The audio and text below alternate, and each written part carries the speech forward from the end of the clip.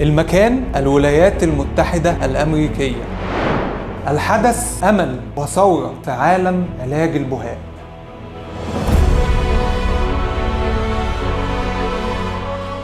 أحدث وأقوى علاج للبهاء واللي سعره $2000 إزاي بقى موجود في مصر وب2000 جنيه بس. وكمل معايا لآخر الفيديو عشان تعرف إزاي تقدر تشتريه وتبدأ تستخدمه من بكرة لو عايز. ده الإنسان وده البهاء. البهاء بيجي للإنسان منذ قديم الأزل، والإنسان بيدور على علاج للبهاء برضه منذ قديم الأزل.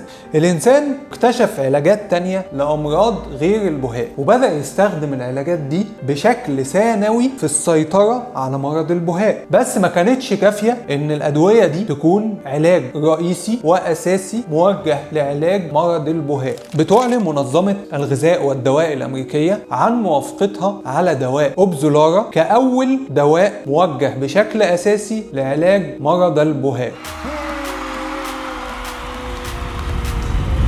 بس كالعادة الفرحة ما تكملش للآخر. الدواء موجود في أمريكا بس، وسعره $2008. يعني بسعر الدولار في الوقت اللي أنا بصور فيه الفيديو ده سعر البنك 65,000 جنيه مصري تقريبا. أنبوبة كريم هتدهنها وهتخلص وهتستمر معاك مثلا شهر أو شهرين، وهتضطر تجيب غيرها لأن العلاج بيستمر بحد أدنى 6 شهور. لحد ما جه اليوم اللي تحققت فيه النبوءة 19/10/2023 في القاهرة جمهورية مصر العربية. أعلنت شركة ماركيرلي للصناعات الدوائية عن نجاحها في صناعة دواء روكسوتوب كريم، وهي نفس المادة الفعالة اللي موجودة في الدواء الأمريكي. تم صناعته على أرض مصرية، سعره 2250 جنيه فقط. هل العلاج ده فعال فعلا؟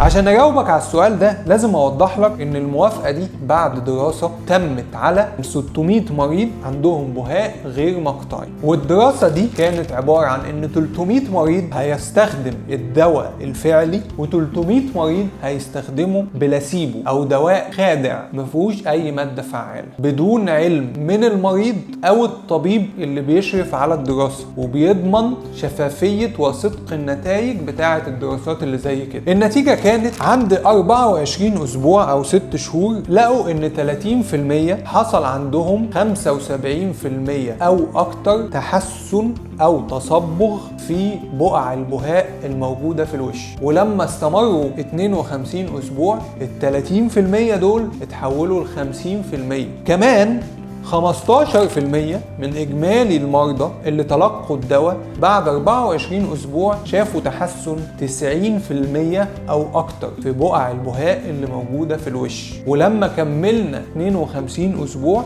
15% بقوا 30%. الأرقام دي يا جماعة ما شفناهاش في أي دراسة على أي دواء لعلاج البهاء قبل كده. والأرقام اللي بقولها دي الناس اللي استخدمت الدواء ده بس دهان مرتين في اليوم لمدة 6 شهور ولمدة سنة، ما كانش معاه اي حاجة تانية. فلك ان تتخيل النتائج اللي ممكن تحصل لما يتم دمجه في برنامج علاجي متكامل قد يشتمل على جلسات زي الاكزايمر او الاشعة الفوق بنفسجية. يعني انت عايز تقنعني يعني يا دكتور ان المصري ابو 2000 جنيه هيبقى زي الامريكاني ابو $2000؟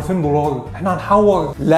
لا يا بولسان طويل. شركة ماركيرلي للصناعات الدوائية هي من أكبر وأعرق الشركات في تاريخ صناعة الدواء في مصر، وصنعت مئات المنتجات ومنهم حاجات كتير كانت هي الأولى في السوق المصري اللي بتدخلها وبتنتجها على أرض مصرية. مش بس كده، الشركة معتمدة محليا ودوليا وبتصدر منتجاتها دي ل 74 دولة على مستوى العالم. فأنا بأؤكد لك إن الدواء فعال زيه زي الدواء الأمريكي بالظبط. ولو أنت مش مصدقني ممكن تسمع رأي رئيس هيئة الدواء المصرية بنفسه. الدواء المصري لا يقل بل قد يتفوق بفضل الله وحمده على بعض الأدوية المستوردة. ولو لسه مش مصدق كلامي ممكن تسمع كلام دكتور عاصم فرج، أستاذ ورئيس قسم الأمراض الجلدية والتناسلية وأمراض الذكورة، أحد أعمدة التخصص ده في مصر والعالم العربي، واللي كل دكاترة مصر ذاكروا من كتبه قبل ما يخشوا امتحاناتهم. رحلة الكفاح اللي احنا بنشوفها النهارده بان المنتج اللي اصبح بينتج في مصر كلنا. ولو لسه ما اتفرجت على فيديو البهاء اللي انا تنبأت فيه ان الكلام ده هيحصل، الفيديو اهو اتفرج عليه عشان كل المعلومات تبقى عندك. بس قبل ما تدوس عليه اشترك على القناة. انا دكتور ايمن، واتمنى دايما اشوفكم على خير.